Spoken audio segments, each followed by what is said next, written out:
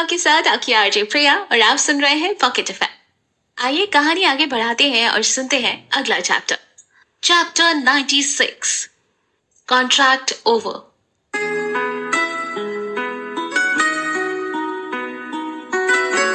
आलिया उस कॉन्ट्रैक्ट के सेटल होने की बात सोचकर बहुत खुश थी। सिद्धार्थ उसके चेहरे पर उस खुशी की चमक बिल्कुल साफ साफ महसूस कर पा रहा था।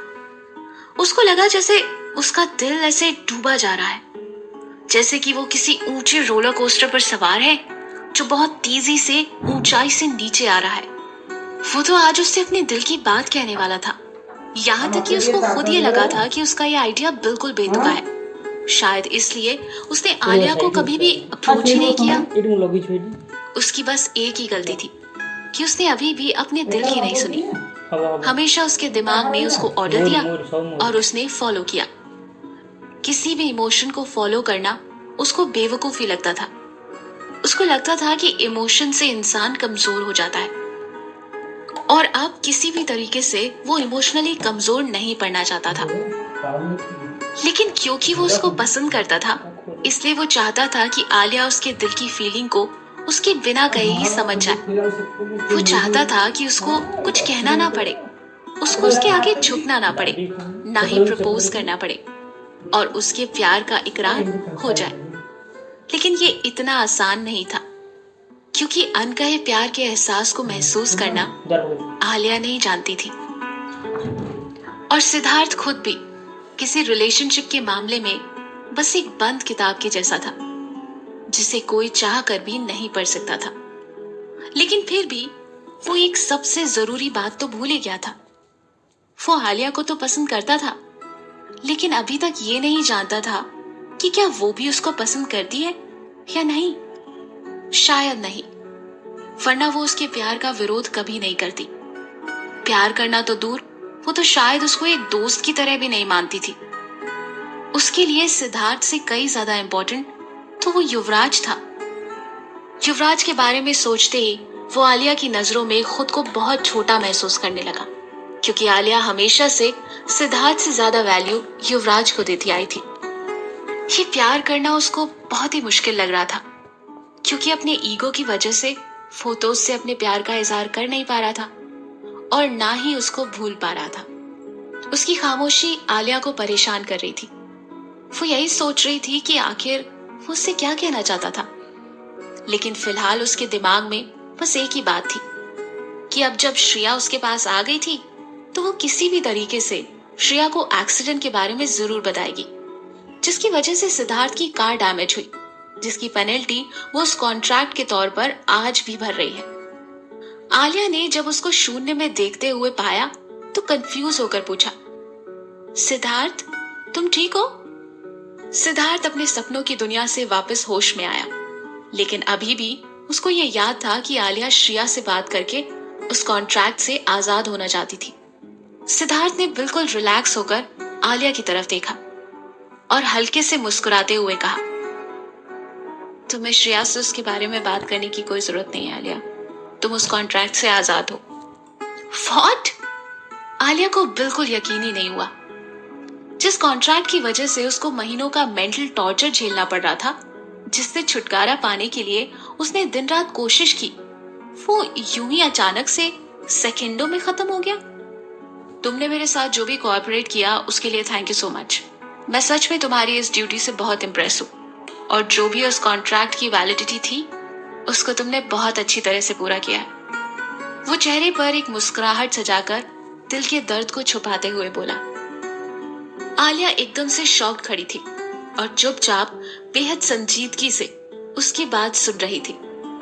एक मिनट रुको जरा, ये कहकर वो अपने रूम में गया और 1 मिनट में वापस आ गया। उसके हाथ में एक पेपर था।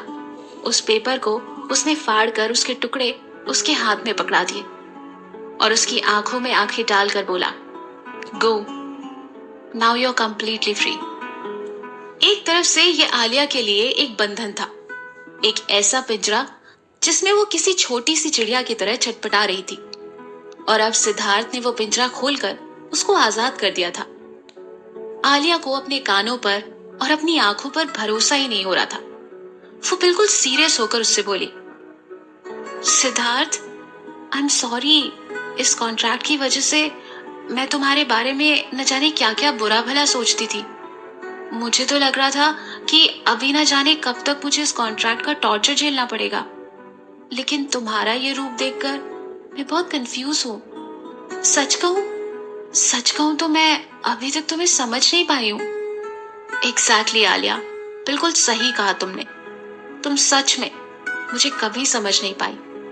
उसने उसके दोनों हाथों को पकड़कर मुस्कुराते हुए कहा और नीचे चला गया। इस बार उसकी आंखों की नमी उससे छुपी नहीं रही। आलिया अपने हाथों में उस कॉन्ट्रैक्ट के पेपर के टुकड़े पकड़े हुए वहीं खड़ी रही। वो अभी भी उसकी आखिरी बात का मतलब नहीं समझी थी। नीचे सेकंड फ्लोर के डाइनिंग टेबल पर शानदार डिशेस सजी हुई थी। कार्तिक की नई यूनिक डिशेस और उनको बनाने में की गई उसकी मेहनत वाकई तारीफ के काबिल थी। वाह कार्तिक, तुमने ये मैक्सिकन फूड बनाना कब सीखा? Excuse me, exotic Mexican food कहो। कार्तिक ने उसको बीच में ही टोका। ओह हाँ वही। और मैंने तो सोचा था कि अचानक आकर तुम लोगों को सरप्राइज दूंगी, लेकिन मेरे वेलकम के लिए इतना शानदार डिनर बनाकर तो तुमने उल्टा मुझे ही सरप्राइज कर दिया। श्रेया डिनर को एंजॉय करते हुए बोली। मुझे तो सच में नहीं पता था कि तुम आज आ रही हो श्रेया, वरना ये एक्सोटिक मैक्सिकन नहीं बल्कि खिचड़ी बनाता तुम्हारे लिए डिनर में। वो जानबूझकर उसकी टांग खींचता हुआ बोला। रोहित और ईशान हंस पड़े, लेकिन सिद्धार्थ खामोश था। और सबसे खास बात, कभी न चुप बैठने वाली आलिया भी सूप बोल में धीरे धीरे चम्मच को चलाते हुए न जाने कौन से ख्यालों में खोई हुई बिल्कुल खामोश बैठी थी। शायद सिद्धार्थ की बातों की गहराई में छुपे उसके असली मतलब के बारे में सोच रही थी। डिनर के बाद तीनों वापस ऊपर चले गए और आलिया भी अपने रूम में चली गई। रात का 1 बज रहा था। कार्तिक और श्रेया अभी भी लिविंग रूम में ही बैठे हुए कॉफी पीते हुए बातें कर रहे थे। मेरे ख्याल से तुम्हें ये लॉ छोड़कर अंकल के साथ कैफे संभाल लेना चाहिए। अंकल और तुम्हारी कॉफी का सच में जवाब नहीं। वो सब छोड़ो, सबसे पहले ये बताओ कि मैंने जो काम तुम्हें दिया था वो तुमने किया कि नहीं? मैं कब से इस बारे में तुमसे पूछना चाह रहा था, लेकिन आलिया की वजह से नहीं पूछ पा रहा था। उसने काफी एक्साइटेड होते हुए पूछा। श्रेया का खिला हुआ चेहरा मुरझा सा गया और वो अपने बैग से फाइल निकालकर उसको देते हुए बोली। कार्तिक, कभी किसी से कोई उम्मीद मत लगाया करो, क्योंकि जब उम्मीद टूटती है तो दिल को बहुत ठेस लगती है। वो सच में बहुत खूबसूरत और प्यारी लड़की थी, लेकिन एक लंबी बीमारी की वजह से कुछ हफ्तों पहले ही उसकी डेथ हो गई। ये सुनकर कार्तिक को बहुत बड़ा झटका लगा। ऐसा लगा जैसे अचानक उसकी आंखों के सामने अंधेरा छा गया था। कुछ सेकंड बाद खुद को संभालते हुए उसने वो फाइल खोली जिसमें उसकी फोटो और डेथ रिपोर्ट थी। ये देखकर वो चाह कर भी अपने आंसुओं को रोक नहीं पाया। उसके होंठ थरथरा रहे थे। अपने कांपते हुए होठों से वो बस इतना ही कह पाया, आलिया से कुछ मत कहना। श्रेया ने सहानुभूति में अपना हाथ उसके कंधे पर रखकर उसको दिलासा देते हुए कहा, आज नहीं तो कल उसको पता तो चल ही जाएगा। वो तब देखा जाएगा, लेकिन अभी तुम मुझसे कुछ नहीं कहोगी। वो एक तरह से श्रेया को वार्निंग देते हुए बोला। श्रेया चुप हो गई और एक गहरी सांस लेते हुए अपना सिर हाँ में हिला दिया। कॉलेज का अगला दिन। क्लास में आकर आलिया ने देखा उसके आगे की सीट आज भी खाली थी। आज भी सिद्धार्थ एब्सेंट था। सिद्धार्थ के शूटिंग के कुछ सीन अभी भी शूट होना बाकी थे, लेकिन खास बात यह थी कि आलिया के घर पर कल रात की बेइज्जती के बाद आज अर्नब अपनी सीट पर चुपचाप बैठा हुआ था और अपनी आदत से बिल्कुल अलग आज वो किसी को भी तंग नहीं कर रहा था और उसका चेहरा भी बिल्कुल सीरियस था। लंच ब्रेक से पहले वाले पीरियड से कुछ मिनट पहले स्पोर्ट्स टीचर आए और क्लास टीचर से परमिशन लेकर क्लास में अनाउंस करते हुए बोले, स्टूडेंट्स, जैसे कि आप लोगों को पता है कि next week intercity basketball league match होने जा रहा है, जिसमें अपने एक्सेल कॉलेज का भी सिलेक्शन हुआ है। अब अपनी नई बास्केटबॉल टीम के लिए प्लेयर्स का सिलेक्शन होना है। आप लोगों में से जो भी टीम में ज्वाइन करना चाहते हैं वो सब अपना नाम रजिस्टर करवा दे। लंच ब्रेक के बाद स्पोर्ट्स ग्राउंड में उनके ऑडिशन के बाद फाइनल टीम सिलेक्ट की जाएगी। पूरी क्लास में सबके डिस्कशन का एक शोर मच गया। क्लास का हर एक लड़का टीम ज्वाइन करना चाहता था। आलिया ने जब अपने सामने की सीट खाली पड़ी देखी तो उसको थोड़ा सा अकेलापन जैसा लगा। सिद्धार्थ कॉलेज की बास्केटबॉल टीम के बेस्ट प्लेयर्स में से एक था, लेकिन आज इस मौके पर वो एब्सेंट था। अगर आज वो आया होता तो टीम में सबसे पहले उसी का सिलेक्शन होता। तभी पीछे से अर्नब की घमंड से भरी आवाज गूंजी, सर, एक फॉर्म मुझे भी। टीचर ने उसकी तरफ बड़ी हैरानी से देखा। अर्नब जोशी कभी भी किसी ग्रुप एक्टिविटी में पार्ट नहीं लेता था। पूरे कॉलेज में उसकी एक बिगड़ैल स्टूडेंट की इमेज तो लगभग सभी जानते थे, लेकिन फिर भी स्पोर्ट्स टीचर को लगा कि शायद ये बिगड़ैल स्टूडेंट अब थोड़ा मैच्योर हो रहा है, तो उसने उसकी हेल्प करना चाहा। अगर ये जिम्मेदारियों को समझना सीख जाएगा तो इससे अच्छी बात और क्या होगी। यही सोचकर उन्होंने मुस्कुराते हुए कहा, बहुत अच्छी बात है Arnab, wish you very good luck. Rocky, एक फॉर्म अर्नब को भी दे दो। क्लास के काफी स्टूडेंट्स ने एनरोल कर लिया था। अब उनमें से बेस्ट प्लेयर्स की एक नई टीम सिलेक्ट होनी थी। बॉयज के अलावा क्लास की गर्ल्स में से भी कुछ को चेयर लीडिंग के लिए सिलेक्ट किया गया था। सुमन ने जल्दी से इसके लिए अपना नाम रजिस्टर करवा दिया और जब आलिया से भी कहा तो उसने मना कर दिया। उसका बिल्कुल भी मूड नहीं था किसी भी चीज में पार्ट लेने का। लेकिन फिर सुमन उसको समझाते हुए बोली, अरे यार चलना साथ, मजा आएगा, और वैसे भी 2-3 दिन की तो ट्रेनिंग होगी बस, और साथ में हैंडसम और क्यूट बॉयज से भी मिलने का मौका मिलेगा। आलिया का कोई इंटरेस्ट नहीं था, लेकिन फिर सुमन के कहने पर वो मान गई, क्योंकि इसकी एक नहीं बल्कि 2 वजह थी। पहली वजह ये कि वो अकेली नहीं बल्कि साथ में सुमन भी जा रही थी, और दूसरी ये कि सिद्धार्थ का शूटिंग शेड्यूल भी तो 2-3 दिन और चलने वाला था। पिछले कुछ टाइम से आलिया को न जाने क्या हो गया था, वो खुद भी समझ नहीं पा रही थी। कुछ दिनों से सिद्धार्थ का वो बदला हुआ एटीट्यूड, और कल तो उसने कॉन्ट्रैक्ट पेपर भी फाड़ दिया, वो भी बिना एक सेकंड सोचे। वो उससे इस बारे में बात करना चाहती थी, लेकिन फिर सोचा कि तब तक सुमन के साथ चेयर लीडिंग की 2-3 दिन की ट्रेनिंग करके थोड़ा बिजी रहेगी। लेकिन चेयर लीडिंग स्क्वाड में सिलेक्ट होना भी कोई मामूली काम नहीं था। जिनके पास जिम्नास्टिक की परफॉर्मेंस जैसे स्पेशल टैलेंट था, वो तो फर्स्ट रो के लिए सिलेक्ट हो गई, और आलिया और सुमन जैसी स्टूडेंट्स जिनके पास चेयर लीडिंग का कोई स्पेशल एक्सपीरियंस नहीं था, उनको 800 मीटर की एक रेस जीतनी थी, जिसमें से फर्स्ट 7 का ही सिलेक्शन होना था। सबको ब्रीफ करते हुए फिजिकल टीचर ने कहा, चेयर लीडिंग स्क्वाड के लिए टोटल 10 पोजीशन है, जिनमें से एक सबसे आगे, उसके पीछे 2, उसके पीछे 3 और लास्ट में 4 चेयर लीडर्स होंगी। 10 में से फर्स्ट 3 का सिलेक्शन पहले ही कर लिया गया है और अब सिर्फ 7 प्लेसेस ही बची हैं। इसलिए आप में से जो फर्स्ट 7 रैंक में आएगा उसको सिलेक्ट किया जाएगा। आपकी फिटनेस क्राइटेरिया के लिए ये सबसे बेसिक टेस्ट है। Understand girls? टीचर ने सीरियस टोन में कहा। एक विसल की आवाज के साथ ही रेस स्टार्ट हो गई। सारी गर्ल्स तीर की तरह दौड़ी।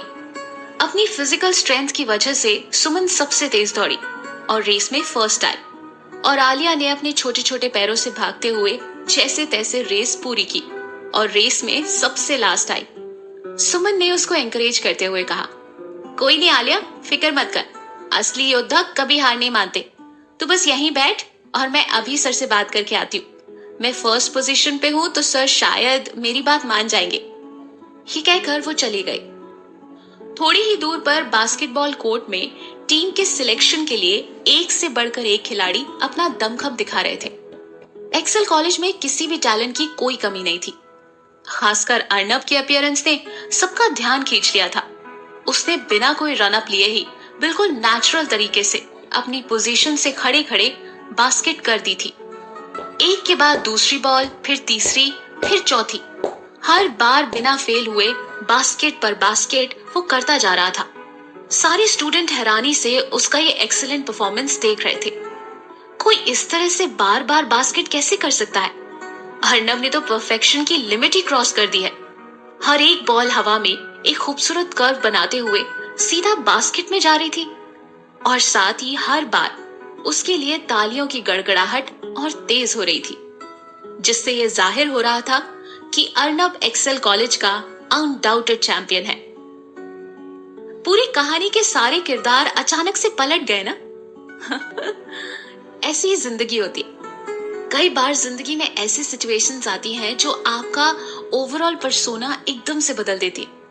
आप जैसे थे या आप जैसे हो, अचानक से सब बदल जाता है। ऐसी सिचुएशन में हमेशा ये याद रखना, बदलाव हमेशा अच्छे के लिए होते हैं। इसलिए अपने दिमाग में बना हुआ जो पॉजिटिव फ्रेम है उसको बदलने ना दे।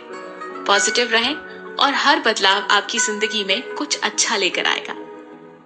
यहाँ अर्नब, आलिया और सिद्धार्थ की जिंदगी में ये बदलाव क्या लेकर आता है, ये जानेंगे अपने अगले episode only on pocket FM, आपकी आरजे प्रिया के साथ। Stay tuned.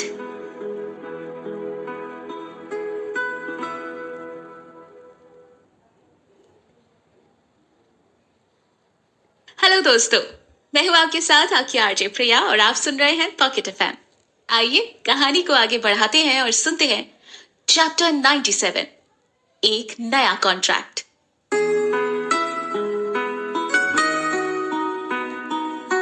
अर्नब के धुआंधार परफॉर्मेंस के आगे कई स्टूडेंट्स की तो हिम्मत ही नहीं पड़ी कि वो उसको चैलेंज दे सके। फिजिकल टीचर ने एक्साइटमेंट में ये अनाउंस किया, सभी बॉयज की शानदार परफॉर्मेंस के बाद इस बार की इंटरसिटी बास्केटबॉल टूर्नामेंट के लिए टीम का कैप्टन अनाउंस किया जाता है, अर्नब जोशी। टीम के नए कैप्टन अर्नब के लिए सभी ने तालियों से वेलकम किया। उस टाइम अर्नब का चेहरा बिल्कुल मासूम और संजीदा लग रहा था। वो टीचर के पास जाकर बोला, सर मेरी एक रिक्वेस्ट है। हाँ अर्नब, तुम्हारे जैसे शानदार प्लेयर के लिए एक क्या 10 रिक्वेस्ट भी एक्सेप्ट करूंगा, उन्होंने एक्साइटमेंट में कहा। उसने भीड़ में से किसी एक की तरफ पॉइंट आउट करते हुए कहा, सर मैं चाहता हूं कि उस लड़की को आप चेयर लीडिंग स्क्वाड में ले लो। बस इतनी सी बात? Okay done. उन्होंने एक्साइटमेंट में बिना सोचे उसको प्रॉमिस कर दिया। टीचर ने 800 मीटर रेस के बाद 7 लड़कियों का सिलेक्शन कर लिया। आलिया बेचारी रेस में हार चुकी चुपचाप बैठी हुई थी। सिद्धार्थ की वजह से वो किसी भी चीज पर फोकस नहीं कर पा रही थी, ना स्टडीज पर और ना ही स्पोर्ट्स में। यहाँ तक कि उसको अकेले भी सुकून नहीं मिल रहा था। अपने दिल की इस अजीब सी उलझन का वो जवाब ढूंढ रही थी, लेकिन अभी तक उसको जवाब नहीं मिला था। वो अपनी इस सिचुएशन से बाहर निकलना चाहती थी, क्योंकि उसको अभी कई काम करने थे। वो अभी गुमसुम से बैठी हुई थी कि स्पोर्ट्स टीचर ने उसके पास जाकर स्माइल करके बोला, कंग्रेट्स, तुम्हारा भी सिलेक्शन चेयर लीडिंग स्क्वाड में कर लिया गया है। अब अगले 2 दिन तक तुम्हें कॉलेज ऑफ होने के बाद यहाँ ट्रेनिंग ग्राउंड में स्क्वाड के साथ ट्रेनिंग के लिए 2 घंटे एक्स्ट्रा रुकना होगा, लेकिन ट्रेनिंग के लिए तुम्हें एक्स्ट्रा मेहनत करनी होगी, ओके? इतना बताकर वो चले गए। आलिया को अपने कानों पर यकीन ही नहीं हुआ। वो तो रेस में जीती भी नहीं थी, फिर भी उसका सिलेक्शन कैसे हुआ? तभी उसको सुमन की कही हुई बात याद आई कि जीत या हार इंसान के बस में नहीं है। उसको हार से डरने की बजाय खुद पर यकीन करके अपना 100% देना चाहिए, तो जीत पक्की है। जरूर सुमन ने सर से मेरे लिए रिक्वेस्ट की होगी। मैंने रेस में अपना बेस्ट परफॉर्मेंस दिया है, शायद इसीलिए सर ने मुझे सिलेक्ट कर लिया। ये सोचकर आलिया खुश हो गई।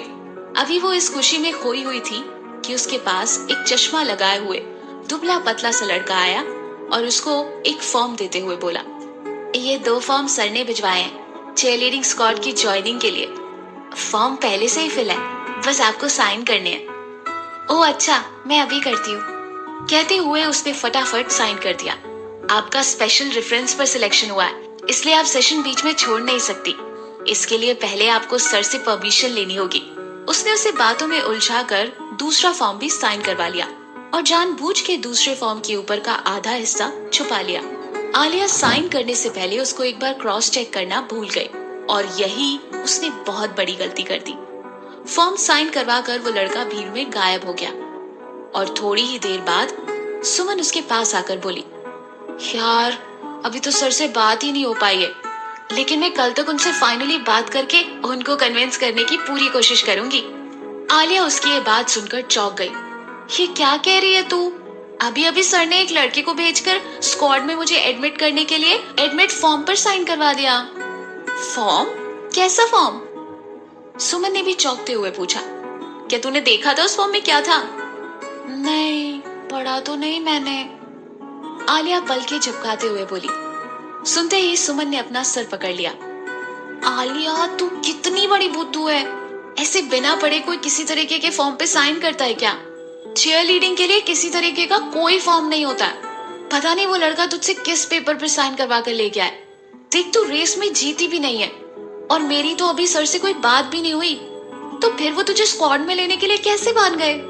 सुमन की बात सुनकर आलिया भी अब थोड़ी परेशान से हो गई, लेकिन तभी उसने उसको बताया कि स्पोर्ट्स टीचर खुद उसके पास आकर उसकी चीयर लीडिंग स्क्वाड में एंट्री कंफर्म करके गए हैं और उन्होंने भी कहा था कि अगले 2 दिन तक कॉलेज टाइम के बाद 2 घंटे ट्रेनिंग ग्राउंड में रुकना है ट्रेनिंग के लिए। तू ये बता कि वो लड़का कहाँ है जिसको तूने वो पेपर साइन करके दिया है? आलिया ने चारों तरफ देखा, लेकिन इतनी भीड़ में अब वो लड़का कहाँ मिलने वाला था। उधर इस लड़के ने आलिया के साइन किए हुए पेपर ले जाकर अर्नब को दे दिया था।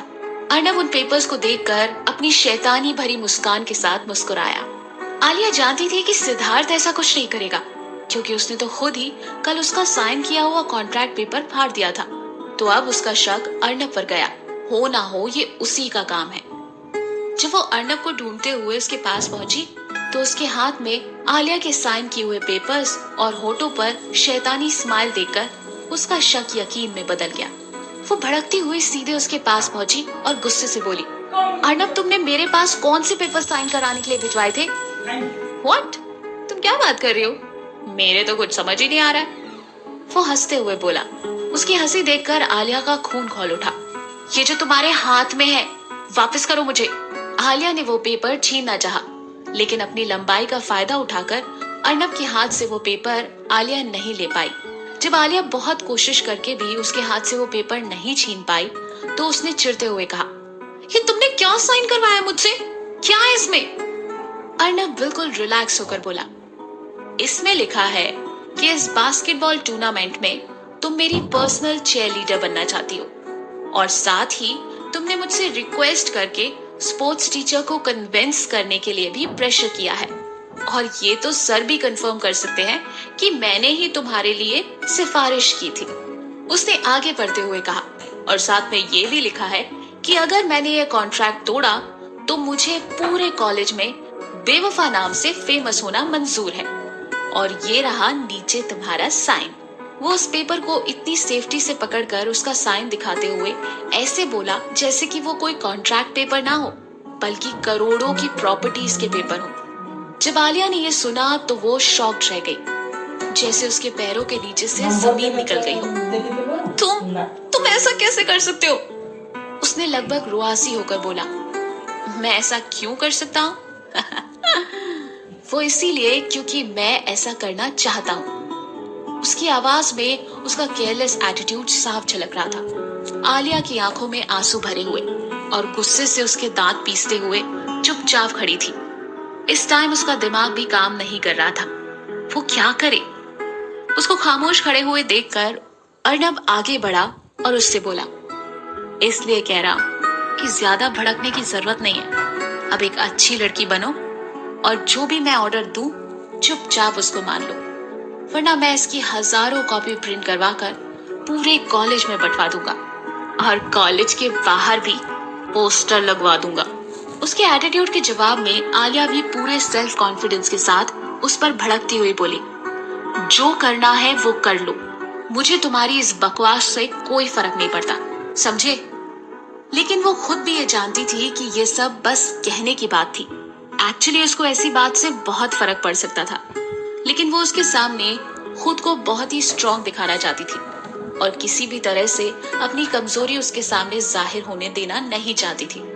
क्योंकि अगर एक बार भी अर्नब को पता चल गया कि उसको इस तरह की बातों से और पूरे कॉलेज के सामने इस तरह की बेइज्जती से उसे फर्क पड़ता है, तो वो कभी इस कॉन्ट्रैक्ट को खत्म नहीं होने देगा और हमेशा इसका फायदा उठाता रहेगा। अगर वो ये कॉन्ट्रैक्ट पेपर किसी तरह से हासिल भी कर ले तो भी वो इस तरीके का कोई ना कोई दूसरा बहाना लेकर उसकी बेइज्जती का डर दिखाकर ब्लैकमेल करेगा और साथ ही मेंटली टॉर्चर भी। क्योंकि वो किस तरीके का घटिया इंसान है ये अब आलिया बहुत अच्छी तरह से जान गई थी, लेकिन उसके कॉन्फिडेंस में वो दम नहीं था जो होना चाहिए था। उसकी दबी हुई आवाज में कपकपाहट को अर्नब ने साफ महसूस कर लिया था। उसके इस नकली कॉन्फिडेंस को देखकर वो हंस पड़ा और जानबूझकर चिढ़ाते हुए बोला, और हाँ, एक कॉपी सिद्धार्थ को भी भेज दूंगा।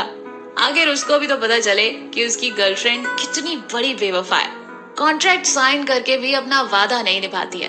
उसके इतना कहते ही आलिया एकदम से उछल पड़ी। तुम ऐसा कुछ नहीं करोगे, समझे? वो सोचने लगी कि मेरे लिए सिद्धार्थ ने कल ही वो कॉन्ट्रैक्ट पेपर फाड़ दिया ताकि मुझे कुछ सुकून मिल सके, और अब अगर उसे इस बारे में पता चलेगा कि मैंने ऐसी कोई शर्मिंदगी का काम किया है तो सिद्धार्थ उससे और ज्यादा नफरत करने लगेगा। आलिया को ना चाहते हुए भी अर्नब के आगे हार मानते हुए उसकी बात माननी पड़ी। बास्केटबॉल की नई टीम के सिलेक्शन के बाद सभी प्लेयर्स और चेयर लीडर्स की ट्रेनिंग स्टार्ट हो गई थी। कुछ वार्म अप कर रहे थे, कुछ रेस ट्रैक पर दौड़ रहे थे। उनमें से कुछ ऐसे भी थे जो खाली बैठे हुए नई टैक्टिक्स और स्ट्रैटेजीज के बारे में डिस्कस कर रहे थे। दूसरी तरफ अर्नब बास्केटबॉल कोर्ट में अपनी प्रैक्टिस को और भी ज्यादा इम्प्रूव कर रहा था। एक बात हैरान कर देने वाली थी कि जो अर्नब टीम सिलेक्शन के टाइम पर ऑलराउंडर परफॉर्मेंस दिखा रहा था, अचानक से उसका परफॉर्मेंस बिल्कुल डाउन हो गया। अब उसके बास्केट करने पर बॉल न सिर्फ बास्केट को मिस कर रही थी बल्कि उसके काफी दूर से निकल रही थी। लेकिन यह सिर्फ आलिया को ही पता था कि ऐसा क्यों हो रहा है, क्योंकि जितनी बार बॉल बास्केट से दूर जाकर गिर रही थी, आलिया को दौड़कर जाकर बॉल उठाना पड़ रहा था। हर बार अर्नब जानबूझकर पहले से भी ज्यादा दूर बॉल को फेंक रहा था। बेचारी आलिया अपने दांत पीसकर रह जाती। इस बार अर्नब ने उसको बहुत बुरी तरह से अपने जाल में फंसा लिया था। बिना चूके हर बार बास्केट करने वाला अर्नब पिछले आधे घंटे से एक भी बास्केट ठीक नहीं कर रहा था, और उसके चेहरे पर इस बात की जरा भी झुंझलाहट नहीं थी, जिसका साफ मतलब यही था कि ये सब उसकी सोची समझी साजिश थी। इस बार तो अर्नब ने आलिया को फंसा ही लिया, और अब तो सिद्धार्थ भी मुझे नहीं लगता कि कुछ करेगा। क्या लगता है आपको? लेकिन एक चीज अच्छी है, आलिया को सिद्धार्थ की दूरी बना लेने से उसकी कमी का एहसास हो रहा है। कई बार ना रियल लाइफ में भी रिलेशनशिप्स में ऐसा होता है, जब हमारे पास कोई शख्स होता है, ऑल टाइम अवेलेबल होता है, हमारी हर बात मानता है, तब हमें कई बार उसकी वैल्यू नहीं होती। लेकिन उसके दूर जाने के बाद हमें एहसास होता है कि वो इंसान कितना जरूरी था। लेकिन कई बार तो हम लकी होते हैं कि वो इंसान वापस आता है, लेकिन हर बार ऐसा हो ये जरूरी नहीं। इसलिए आपके आसपास जो भी आपके स्पेशल है, जो आपको सबसे खास मानते हैं, उनकी वैल्यू कीजिए। उनको एहसास दिलाइए कि आपको उनके जेस्चर्स की कदर है, वरना अच्छे लोग बहुत मुश्किल से मिलते हैं। एक बार चले जाएं तो वापस नहीं आते। फिलहाल सिद्धार्थ आलिया की जिंदगी में वापस आएगा क्या? इस बार जो अर्नब के चक्कर में फंसी है, सिद्धार्थ उसको बचाएगा? जानने के लिए जरूर सुनिए हमारा अगला chapter only on pocket FM, आपकी आरजे प्रिया के साथ।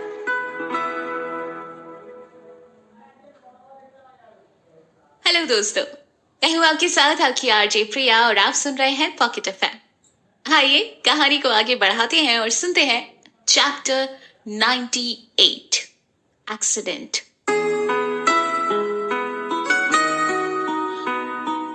वो अपनी जगह पर खड़ा मुस्कुरा रहा था। जब आलिया ने उसको शक भरी नजरों से देखा तो मासूम सा चेहरा बनाते हुए बोला, पता नहीं क्या हो रहा है, आज एक भी बास्केट नहीं कर पा रहा हूं। मेरी प्रैक्टिस छूट गई है ना, शायद इसलिए ऐसा है। पर डोंट वरी, जल्दी ही मेरी पुरानी वाली परफॉर्मेंस वापस आ जाएगी। बस मुझे थोड़ा और प्रैक्टिस करनी होगी। ये कहकर उसने इस बार बॉल इतनी दूर उछाल दी कि वो कोर्ट के ही बाहर चली गई। जाओ आलिया, जाकर बॉल लेकर आओ, वो उसको ऑर्डर देते हुए बोला। इस वक्त भी उसके चेहरे पर बास्केट ना कर पाने की कोई झंझलाहट नहीं थी, बल्कि वो तो खड़े खड़े मुस्कुराते हुए ये सोच रहा था कि परेशान करने की ये तरकीब तो बड़ी इंटरेस्टिंग है, इससे ज्यादा मजा आ रहा है। इस बार आलिया का शक यकीन में बदल गया, लेकिन सब कुछ जानते हुए भी वो पूरे कॉन्फिडेंस के साथ उस पर सीधे सीधे कोई ब्लेम नहीं लगा सकती थी। जब वो बॉल वापस लेने के लिए कोर्ट से बाहर गई तो वहीं पर सुमन उसको मिल गई। आलिया, तू यहाँ है और मैं तुझे कैंटीन से लेकर पता नहीं कहाँ कहाँ ढूंढ आई हूँ। तुझे तो ट्रेनिंग ग्राउंड में होना चाहिए था ना। तू ये बास्केटबॉल कोर्ट में क्या कर रही है? अर्नब के साथ प्रैक्टिस? यार प्लीज, तू मेरे घाव पर नमक मत छिड़क। मैं कोई खुशी से यहाँ पर नहीं हूँ। अर्नब के उस जबरदस्ती वाले कॉन्ट्रैक्ट की वजह से मुझे यहाँ रुकना पड़ रहा है। प्लीज यार, हेल्प करना मेरी। आई नो, मुझे पता चल गया कि वो झूठा फॉर्म अर्नब ने ही भिजवाया था और तेरे रेस हारने के बाद भी सर को कन्विंस करवाकर उसी ने तुझे चेयर लीडिंग स्क्वाड में एंट्री दिलवाई ताकि बहाने से तुझे अपनी पर्सनल चेयर लीडर बना सके। पर्सनल चेयर लीडर सुनकर आलिया को लगा जैसे सिद्धार्थ के बाद अब वो अर्नब की पर्सनल असिस्टेंट बन गई है। यार ये हर बार मेरे साथ ही क्यों होता है? वो सोचने लगी। आलिया, एक बात कहूं, मुझे तो लगता है उसने ये सब इसलिए किया क्योंकि वो तुझे लाइक करता है। हो सकता है कि शायद प्यार भी करता हो। उस जबरदस्ती के कॉन्ट्रैक्ट से आलिया पहले ही नाराज थी। सुमन के मुंह से ऐसी बात सुनकर वो और ज्यादा भड़क गई। तुझे मेरी हेल्प नहीं करनी है ना, तो मत कर, जा यहाँ से। लेकिन अब अगर तूने ऐसी वैसी बात की ना तो मैं उस अर्नब से पहले तेरा सिर फोड़ दूंगी। रिलैक्स यार, मैं तो तेरी हेल्प करने आई हूँ और मैं ये थोड़ी कह रही हूँ कि ऐसा सच में ही हो, बल्कि मैं तो सिर्फ एक अंदाजा लगा रही हूँ। आलिया बुरा सा मुंह बनाते हुए उससे बोली, देख सुमन, मैं कुछ भी नहीं जानती। कोई भी बहाना बनाकर मुझे यहाँ से ले चल, वरना मैं इस अर्नब के बच्चे का मर्डर कर दूंगी और इसकी जिम्मेदार ना तू होगी। अरे बस कर यार, मैं तुझे लेने ही तो आई हूँ। जाकर उसको बोल कि सर प्रैक्टिस के लिए बुला रहे। सुमन उसको धीरे से समझाते हुए बोली, लेकिन उन्होंने तो कल आने के लिए कहा था, फिर आज से क्यों? सुमन कुछ नहीं बोली, बस चेहरे पर गुस्से के एक्सप्रेशन लाकर उसको आंखें दिखाने लगी। तब आलिया समझी कि ये तो बहाना है जो उसको अर्नब के सामने बनाना है। वो बॉल लेकर अर्नब के पास गई और बोली, सर ने मुझे प्रैक्टिस के लिए बुलाया है, अब मुझे जाना होगा। अरे रुको भी, कोई जरूरत नहीं है जाने की, सर से मैं बात कर लूंगा। तब तक तुम मेरी प्रैक्टिस में हेल्प करोगी। वो पेपर याद है ना? वो उसको डराते हुए बोला। लेकिन जब उसने बास्केटबॉल कोर्ट के बाहर सुमन को देखा जो उसको लेने आई थी, तो उसने सोचा अगर इस टाइम सर को मेरे इस प्लान के बारे में पता चल गया तो गड़बड़ हो सकती है, इसलिए बेहतर यही है कि इस टाइम मैं इसको जाने दूं। ठीक है, जाओ, उसने बड़ी आसानी से कह दिया। उसका यूं इतनी आसानी से मान जाना आलिया के गले नहीं उतरा, लेकिन फिर उसने दिमाग पर ज्यादा जोर न डालते हुए फौरन वहां से भाग गई। अर्नब उसको वहां से जाते हुए देख कुछ सोचकर मुस्कुरा उठा। आलिया शाम को जब घर पहुंची तो उसका पूरा बदन थकान से चूर हो रहा था। उसने सोचा कि चेंज करके शावर ले, फिर जल्दी सो जाएगी, लेकिन बुरी तरह से थके होने की वजह से वो उसी कॉस्ट्यूम में ही सोफे पर आलसियों की तरह लेट गई और टीवी ऑन कर लिया। आमतौर पर वो हमेशा देर तक जागती हुई ऑनलाइन बिजी रहती थी, लेकिन आज थकान की वजह से डिनर करने का भी मन नहीं कर रहा था और ना ही किसी टीवी प्रोग्राम में उसका मन लग रहा था। वो अर्नब को मन ही मन कोसती हुई ये सोच रही थी कि सुमन की बात मानकर बास्केटबॉल कोर्ट में चेयर लीडर की तरफ पार्ट लेना उसकी सबसे बड़ी गलती थी। ना वो उसकी बात मानती और ना ही अर्नब के जाल में फंसती। ना चाहते हुए भी जैसे तैसे उसको ये दिन निकालने ही थे। वो छुट्टी का बहाना भी नहीं कर सकती थी, क्योंकि अर्नब ने उसको पहले ही वार्निंग दे दी थी कि ऐसा करने पर भी वो उसको पूरे कॉलेज में उस कॉन्ट्रैक्ट की वजह से बदनाम कर देगा। ये सब सोचकर उसके सिर में और ज्यादा दर्द होने लगा और वो टीवी ऑफ करके आंखें बंद करके सोफे पर ही लेटी रही। वो गहरी नींद में सोने ही जा रही थी कि ऊपर थर्ड फ्लोर से ईशान जल्दी जल्दी उतरा। सीढ़ियों पर उसके तेज कदमों की आहट सुनकर आलिया भी उठ गई। वो काफी घबराया हुआ सा लग रहा था और उसके चेहरे का रंग भी उड़ा हुआ था। इससे पहले कि वो उससे कुछ पूछती, वो खुद ही उसके पास आकर घबराई हुई आवाज में बोला, आलिया, अभी मेरे पास रोहित का कॉल आया था, शूटिंग पर सिद्धार्थ का एक्सीडेंट हो गया। व्हाट? सिद्धार्थ का एक्सीडेंट हो गया? लेकिन कैसे? आलिया को लगा जैसे उस पर कोई बिजली से गिरी। उसकी सारी नींद उड़ गई। अभी कैसा है वो? ठीक तो है ना? ज्यादा चोट तो नहीं आई? उसने एक साथ कई सारे सवाल पूछ लिए। ईशान ने एक गहरी सांस ली। एक एक्शन सीक्वेंस शूट करते हुए एक्सीडेंट हो गया और मुझे अभी कोई आइडिया नहीं है कि उसकी कंडीशन अभी कैसी है। फिलहाल उसने यही बताया है कि अभी हॉस्पिटल लेकर गए हैं। मैं अभी वहीं जा रहा हूँ। आलिया भी उसके साथ चल दी। उसने जल्दी में कपड़े भी चेंज नहीं किए थे। उसी कॉस्ट्यूम में वो ईशान के साथ हॉस्पिटल चली गई। कार से जब वो दोनों हॉस्पिटल जा रहे थे तो ईशान ने देखा कि आलिया काफी ज्यादा परेशान लग रही थी। उसके चेहरे पर टेंशन बिल्कुल साफ दिख रही थी। ईशान को ये देखकर बड़ा अजीब सा लगा। उसने कभी भी सिद्धार्थ को लेकर आलिया को इतना परेशान होते हुए पहले कभी भी नहीं देखा था। वो तो वैसे भी एक मस्त मौला लड़की थी जो सिर्फ दूसरों को टेंशन देती थी, खुद कभी टेंशन नहीं लेती थी। उसको ऐसा देखकर वो सोचने लगा, कहीं उसने आलिया को डरा तो नहीं दिया, या फिर अब आलिया के दिल में भी सिद्धार्थ के लिए वही फीलिंग आ गई है जो सिद्धार्थ उसके बारे में सोचता रहता है। ईशान ने आलिया के सिर पर हाथ रखकर कहा, फिक्र मत करो, उसे कुछ नहीं होगा, वो जल्दी ही बिल्कुल ठीक हो जाएगा। आलिया ने भी उसकी बात पर सिर हिला दिया। हाय, मुझे तो टेंशन हो गई, हमारे हीरो को कुछ होगा तो नहीं ना। भाई दुआ कीजिए और अगले एपिसोड पर फिर मिलेंगे जानने के लिए कि आखिर सिद्धार्थ कैसा है। ओनली ऑन पॉकेट एफएम, आपकी आरजे प्रिया के साथ। Stay tuned.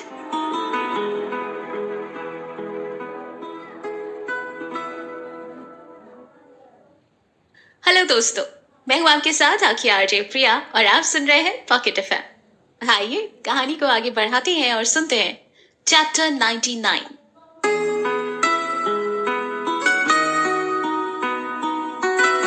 प्राइवेट हॉस्पिटल के पूरे फ्लोर को पब्लिकली क्लोज करवा दिया गया था, जहां पर सिद्धार्थ को एडमिट किया गया था, क्योंकि मीडिया तक भी ये बात पहुंच गई थी कि सेट पर सिद्धार्थ का एक्सीडेंट हो गया था।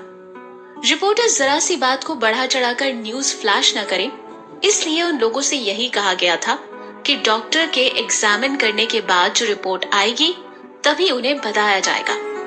रिपोर्टर्स के अलावा भी किसी को उस फ्लोर पर आने बिल्कुल भी नहीं दिया जा रहा था, लेकिन ईशान की वजह से आलिया को उस फ्लोर पर जाने की आसानी से परमिशन मिल गई। पूरे फ्लोर पर व्हाइट एंड ब्लू कलर के कॉम्बिनेशन की इंटीरियर डेकोरेशन थी।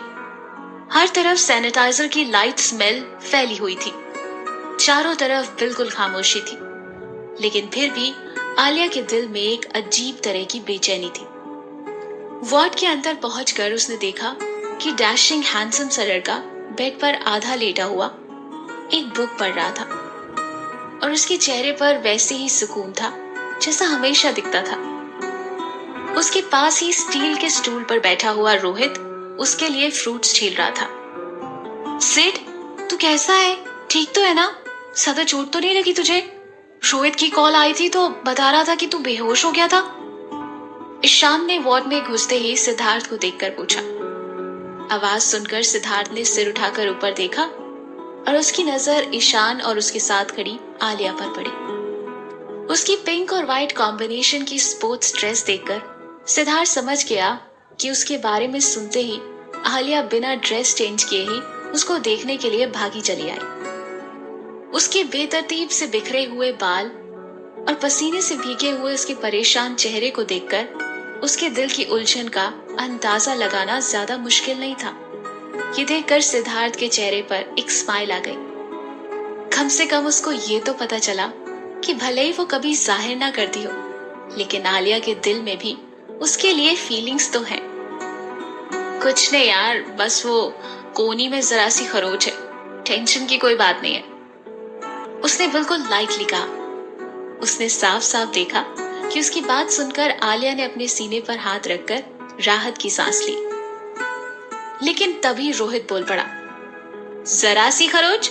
कलाई की हड्डी टूटी है, फ्रैक्चर हो गया है और सिर फट गया था तो 5 टांके लगाए हैं, और ये भाई साहब कह रहे हैं कि जरा सी खरोच है। वो तंज कसता हुआ बोला।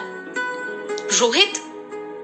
सिद्धार्थ ने उसकी तरफ घूरते हुए उसको बीच में रोकने की कोशिश की, लेकिन कोई फायदा नहीं हुआ, क्योंकि तब तक वो आलिया के सामने पूरी मेडिकल रिपोर्ट ही दे चुका था।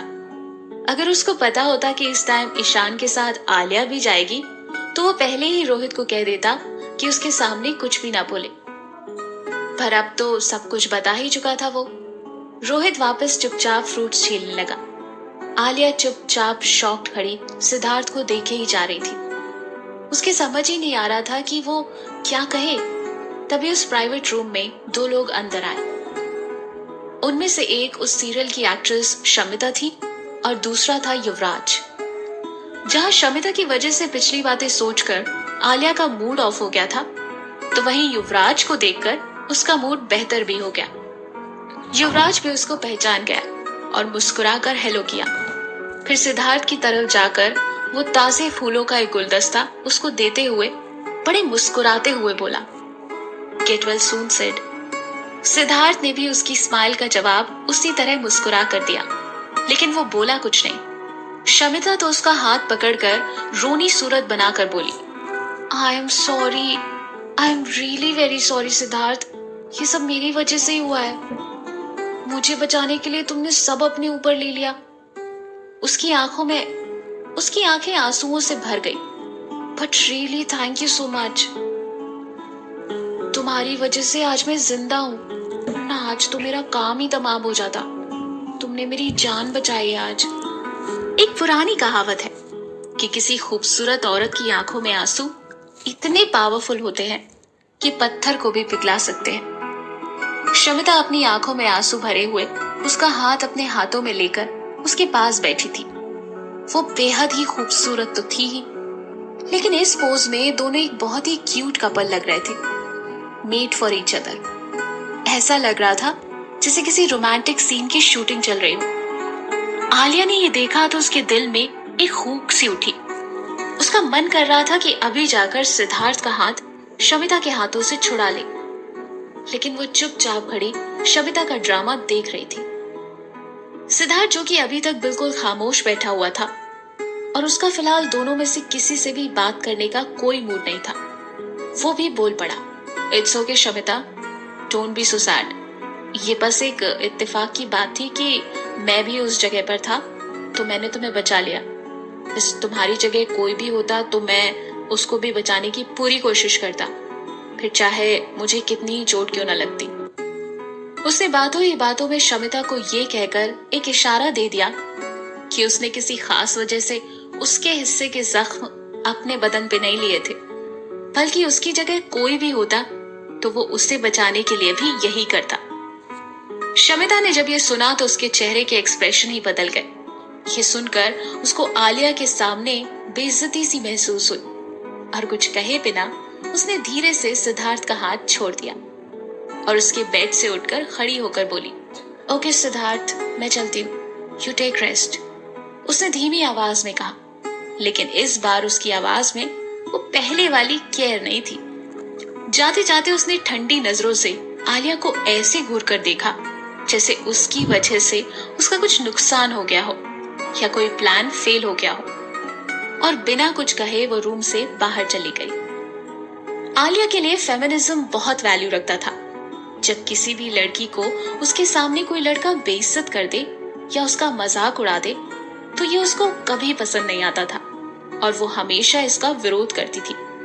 लेकिन आज शमिता को इस तरह बेइज्जत होकर जाते देखकर उसको जरा भी बुरा नहीं लगा, बल्कि उसको तो अंदर से ऐसा महसूस हो रहा था कि जो भी हो, आज सिद्धार्थ ने शमिता के साथ बिल्कुल सही किया। वो यही डिजर्व करती थी। क्या पता कि इस एक्सीडेंट के पीछे भी उसी का हाथ हो। जो लड़की अपने मतलब के लिए दूसरी मासूम लड़की को झूठे इल्जाम में फंसा सकती है तो वो कुछ भी कर सकती है, किसी भी हद तक जा सकती है। लेकिन कॉलेज में नेहा को और यहाँ उसकी बहन शमिता को उसने अच्छा सबक सिखाया। ये सब सोचते हुए आलिया के चेहरे पर एक हल्की सी स्माइल आ गई। आलिया, क्या हुआ? क्या सोचने लगी? सिद्धार्थ की आवाज सुनकर जैसे वो नींद से जागी। वो फौरन हड़बड़ाकर संभलते हुए बोली, कुछ भी तो नहीं, मैं तो बस यही सोच रही थी कि थैंक गॉड तुम बच गए और तुम्हें कोई चोट नहीं आई। उसने साफ झूठ बोलते हुए कहा। लेकिन सिद्धार्थ इस तरह के झूठ का पता लगाने में एक्सपर्ट था और पहले भी उसके कई झूठ पकड़ चुका था। इस बार भी उसकी तेज नजरों से आलिया का सच छुप नहीं सका। युवराज ने एटीट्यूड से भरी स्माइल करते हुए कहा, मैं जानता हूँ कि तुम मुझे इस वक्त यहाँ बर्दाश्त नहीं कर पा रहे हो और ये चाहते हो कि मैं यहाँ से चला जाऊं, लेकिन जाने से पहले तुमसे कुछ बात करना चाहता हूँ, अकेले में।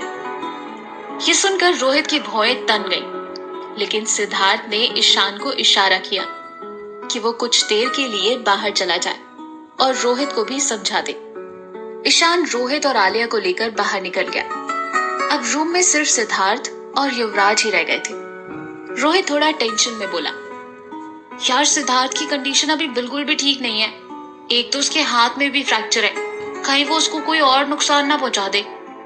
उसकी बात सुनकर ईशान मुस्कुराया और बोला, उसकी तुम फिक्र मत करो। मैं जानता हूं कि अगर सिड के चारों हाथ पैर भी काम नहीं कर रहे हो तो भी युवराज उसका कुछ भी नहीं बिगाड़ सकता। ये बात तो तुम भी मानते हो ना। फिर भी अगर तुम्हें टेंशन हो तो चलो एक काम करते हैं, बाहर मीडिया है तो रिपोर्टर्स को बता देते हैं कि सिद्धार्थ की कंडीशन अब ठीक है और वो क्विक रिकवरी कर रहा है। फिर तो युवराज उसको नुकसान भी नहीं पहुंचा पाएगा, है ना? वो उसके कंधे पर हाथ रखकर एक स्माइल करते हुए बोला। रोहित का ये झूठा इल्जाम आलिया से बिल्कुल बर्दाश्त नहीं हुआ। आखिर वो इतने बड़े स्टार पर ऐसा घटिया इल्जाम कैसे लगा सकता था? आलिया का मूड ऑफ हो गया। उसने सोचा कि वो उनके साथ न जाकर वापस युवराज के पास जाएगी। उसका दिमाग उसको कुछ और ही समझा रहा था, लेकिन उसका दिल ये मानने के लिए तैयार ही नहीं था।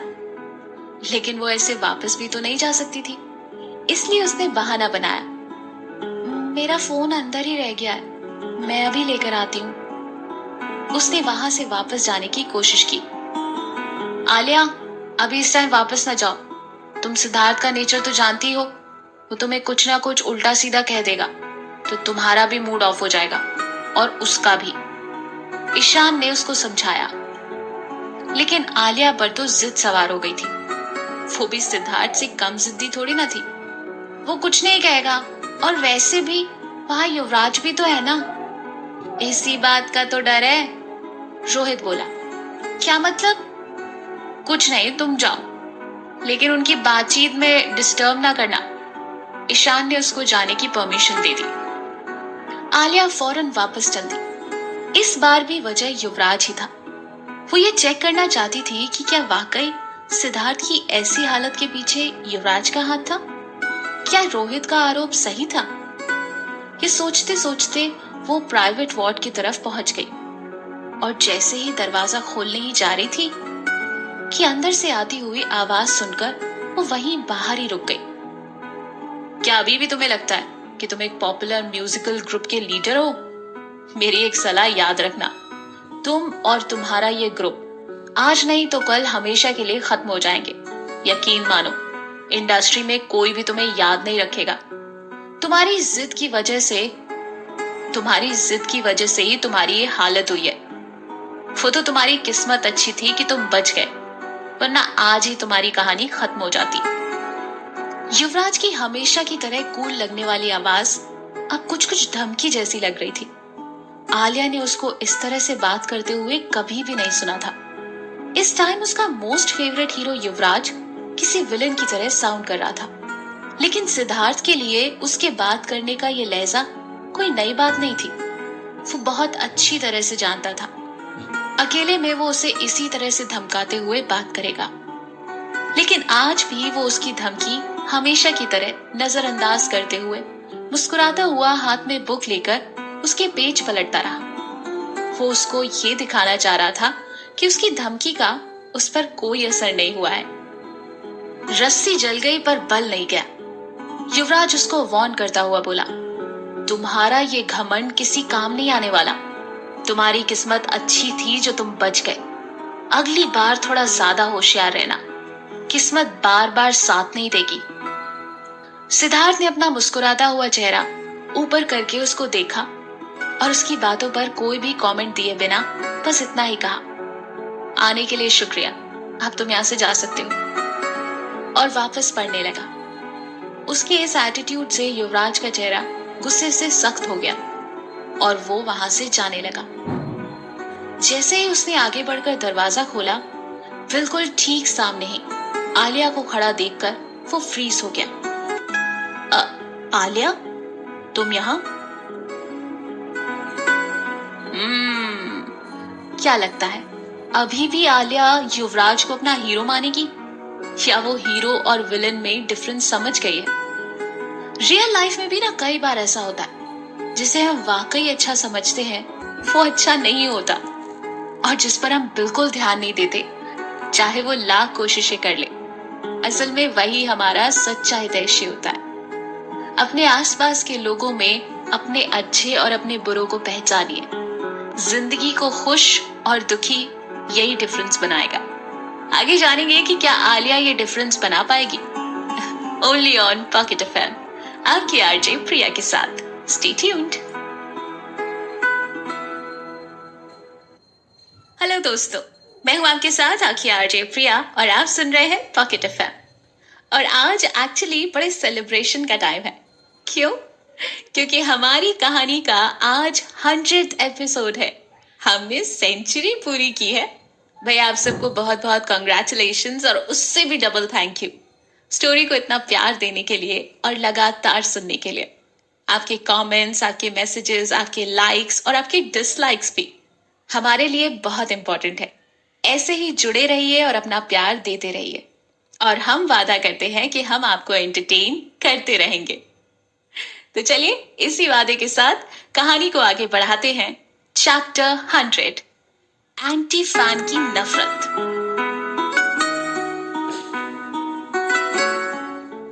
युवराज को ऐसे अचानक अपने ठीक सामने देखकर आलिया भी हड़बड़ा गई। उसका सिर चकरा गया था। गॉड, ऐसा कैसे हो सकता है? उसका वो फेवरेट आइडल, उसके सपनों का हीरो, जिसकी वो हमेशा कसमें खाया करती थी, वो ऐसा निकलेगा? वो हमेशा से ना सिर्फ उसके चार्मिंग हैंडसम फेस, बल्कि उसकी जबरदस्त हिप्नोटिक पर्सनालिटी और उसके साफ दिल की भी बहुत बड़ी फैन थी। और सबसे खास बात तो वो सिद्धार्थ की तरह अपने फैन से बेरुखी से बात नहीं करता था। यही वजह थी कि दोनों के ही सेलिब्रिटी होने के बावजूद भी आलिया सिद्धार्थ की बजाय हमेशा युवराज को पसंद करती थी। लेकिन आज जो कुछ उसने अपने कानों से सुना, वो अभी तक उस पर यकीन नहीं कर पा रही थी। युवराज के चेहरे का तो जैसे रंग ही उड़ गया। उसकी आवाज में हल्की सी घबराहट थी। तुम यहाँ क्या कर रही हो आलिया? मैं तो बस, मैं अभी आई हूँ, बिल्कुल अभी, वो हकलाते हुए बोली। ओहो, तो क्या तुमने कुछ सुना? हाँ, यही कि सिद्धार्थ ने आपसे कहा थैंक्स फॉर कमिंग, बस इतना ही सुना। मैंने देखा कि आप उनकी कितनी केयर करते हैं, और आप दोनों के बीच में ऐसा तो कोई झगड़ा नहीं है जो रिपोर्टर्स अक्सर बताया करते हैं न्यूज में। झूठ बोलते हुए उसके माथे पर पसीने की बूंद उभर आई थी, इसलिए वो उससे नजरें चुराने लगी। हालांकि युवराज ने इस बात पर ज्यादा ध्यान नहीं दिया, क्योंकि वो जानता था कि आलिया उसकी बहुत बड़ी फैन थी। युवराज ने वापस अपने सनग्लासेस लगाते हुए बड़े हल्के तरीके से कहा, एग्जैक्टली, न्यूज चैनल की वो सभी ब्रेकिंग न्यूज, हेडलाइंस सब बस अफवाहें ही होती हैं। तुम उन पर कभी ध्यान मत देना। पूरी म्यूजिक इंडस्ट्री में छोटे से छोटे आर्टिस्ट की भी मैं बहुत रिस्पेक्ट करता हूँ, और सिद्धार्थ तो बिल्कुल मेरे छोटे भाई जैसा है। आलिया ने भी सिर हिलाते हुए उसकी बात पर सहमति जताते हुए मुस्कुराकर कहा, जी हाँ बिल्कुल, मैं आपकी इसी बात की तो फैन हूँ। युवराज ने भी जवाब में उसको एक स्माइल दी और निकल गया। उसने सोचा कि उसने आलिया के सामने अच्छे बनने का काफी अच्छा ड्रामा किया, और उसकी उस फैन ने उसकी हर बात पर यकीन भी कर लिया। लेकिन ये उसकी भूल थी। आलिया ने एक गहरी सांस ली और दरवाजा खोलकर अंदर आ गई। सिद्धार्थ ने बुक पढ़ते हुए ही उसको तिरछी नजरों से देख लिया। आलिया को अपने फेवरेट स्टार से मिलकर कैसा महसूस हो रहा था, वो उसके चेहरे के उन एक्सप्रेशंस को देखना चाह रहा था। लेकिन वो जानता था कि आलिया उसको भगवान की तरह पूछती है। वो उसका असली चेहरा सामने आने के बाद भी हमेशा की तरह उसकी हर बात का यकीन करेगी। उसकी नजरों में युवराज हमेशा हीरो ही रहेगा, और सिद्धार्थ हमेशा एक विलन। बाहर खुले आसमान में ढेर सारे तारे टिमटिमा रहे थे, लेकिन उनमें भी आज वो चमक नहीं थी। शायद आलिया के उदास चेहरे को देखकर वो भी उदास थे। क्या हुआ? तुम क्यों उदास हो? सिद्धार्थ ने उसका मुरझाया हुआ चेहरा देखकर पूछा। कुछ भी तो नहीं, बस यूं ही, आलिया ने बिना उसकी तरफ देखे जवाब दिया। वो अभी भी उससे नजरें चुरा रही थी। उसको देखकर पहले सिद्धार्थ को यही लगा कि शायद वो उसका एक्सीडेंट होने से दुखी है, लेकिन उसकी अनुभवी आंखों ने पहचान लिया कि बात तो कुछ और है। तो फिर ये मुंह क्यों लटकाया हुआ है? तुम्हारे सामने तो तुम्हारा फेवरेट स्टार खड़ा था, उसके साथ सेल्फी नहीं ली तुमने? वो उसको चिढ़ाते हुए बोला। प्लीज चुप रहो, मुझे नहीं लेनी कोई सेल्फी एल्फी। आलिया परेशान सी हो गई थी। उसको अपसेट देखकर सिद्धार्थ चुप हो गया। कुछ सेकंड उसको नोटिस करने के बाद वो बोला, तो अपने फेवरेट स्टार की बातें सुनकर अच्छा तो नहीं लगा होगा तुम्हें? उसका असली चेहरा सामने आने पर सोच रही होगी कि ये कैसे हो गया, है ना? आलिया गुस्से में उसको देखकर उसको चुप रहने के लिए कहना चाहती थी, लेकिन कह नहीं पाई। ये बात बिल्कुल सच थी कि आज अपने फेवरेट स्टार की सच्चाई जानकर वो शॉक थी और अंदर से बहुत ज्यादा डिप्रेस हो गई थी। लेकिन वो सिद्धार्थ के सामने अब अपने दिल का राज खोलना नहीं चाहती थी। वो नहीं चाहती थी कि सिद्धार्थ सब कुछ जान ले कि उसके दिल में आखिर क्या चल रहा है। इसलिए उसने उससे नजरें चुराते हुए पूछा, मैंने बाहर खड़े होके सुन लिया था, तुम दोनों झगड़ा कर रहे थे, है ना? क्या तुम्हारा ये एक्सीडेंट भी युवराज ने कराया है? उसके इतने सारे सवाल एक साथ सुनकर सिद्धार्थ मुस्कुरा दिया। मेरा ये एक्सीडेंट उसी ने करवाया है या नहीं, ये तो मैं नहीं जानता, लेकिन हाँ, इतना जरूर जानता हूँ कि वो मुझसे बेइंतहा नफरत करता है। क्यों? वो तुमसे नफरत क्यों करता है? उसने एकदम से पूछ लिया। सिद्धार्थ ने कुछ सेकंड रुककर उसको गौर से देखते हुए कहा, अब जब उसकी फैन मुझसे नफरत करती है तो जाहिर है कि वो खुद भी मुझसे नफरत ही करेगा ना। It's natural. सिद्धार्थ ने बहुत ही सिंपल तरीके से सच्चाई आलिया के सामने रख दी। आलिया ने उलझन में दांतों तले अपने होठ दबा लिए। उसके बाद सिद्धार्थ के इल्जाम का कोई जवाब नहीं था। सिद्धार्थ का ताना सुनकर आलिया चुप हो गई। उसने धीरे से उससे कहा, मैं घर जा रही हूँ, अगर तुम्हें कुछ चाहिए तो बता दो। नहीं, रहने दो, आई एम फाइन, तुम घर जाओ। सिद्धार्थ ने उसकी तरफ देखे बिना ही बोल दिया। वो उसकी ऐसी टोन पर उसको हैरानी से देखने लगी। मैं तो बस ये कह रही थी कि जाओ, बोला ना। इस बार वो बीच में ही उसकी बात काटते हुए तेज आवाज में बोला। न जाने क्यों अचानक वो इतने फ्रस्ट्रेशन में बोला कि उसने ये तक ध्यान नहीं दिया कि उसका ये रूखापन आलिया को काफी ज्यादा हर्ट कर देगा। लेकिन सिद्धार्थ को जैसे इस बात की कोई परवाह ही नहीं थी।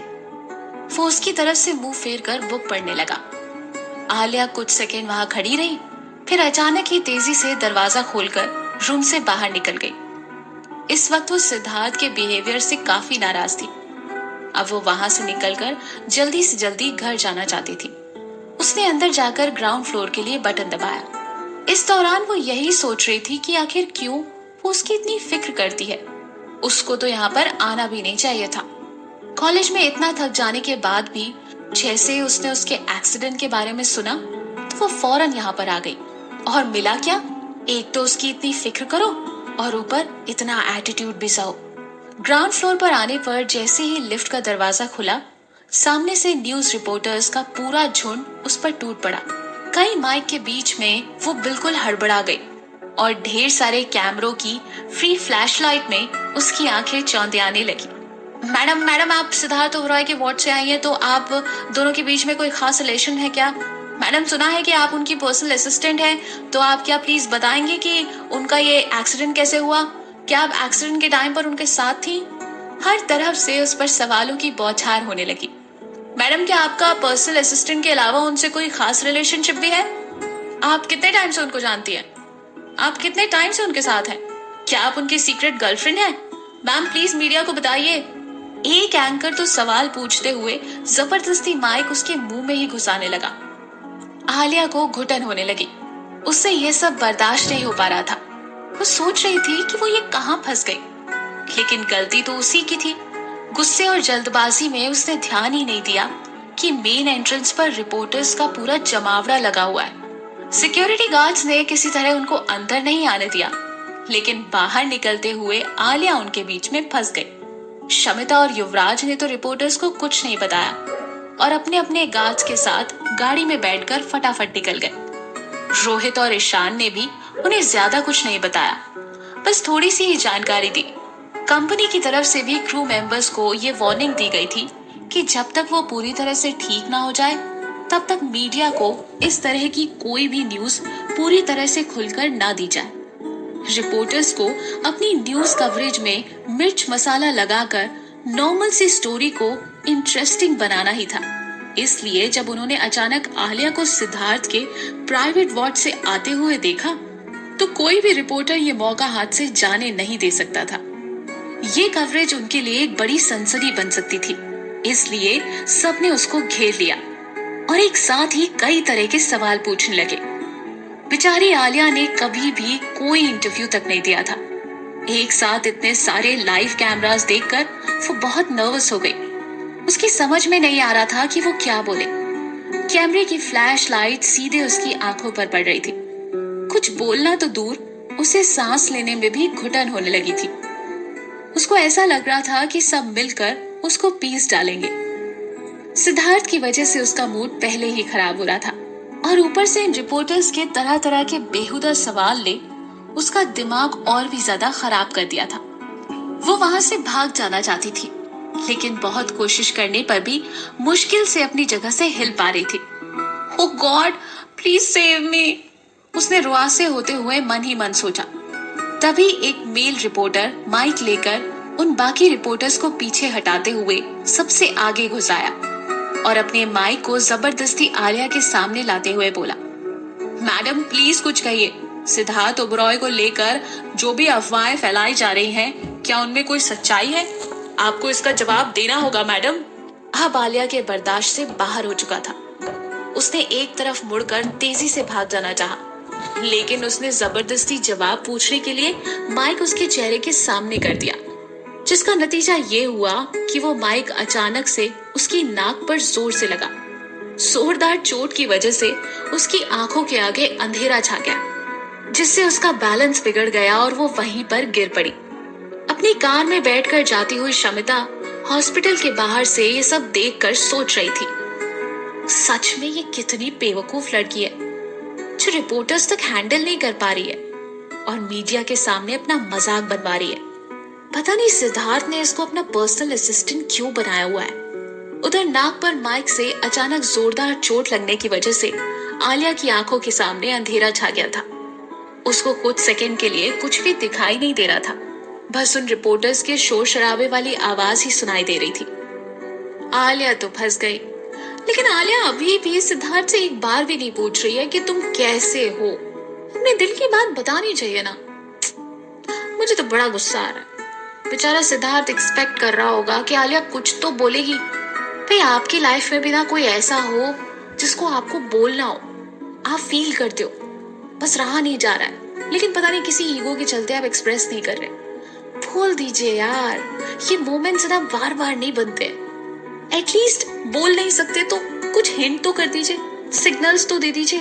फिल्मों में कितने रोमांटिक डायलॉग्स होते हैं, वही मार दीजिए, सामने वाला समझ जाएगा।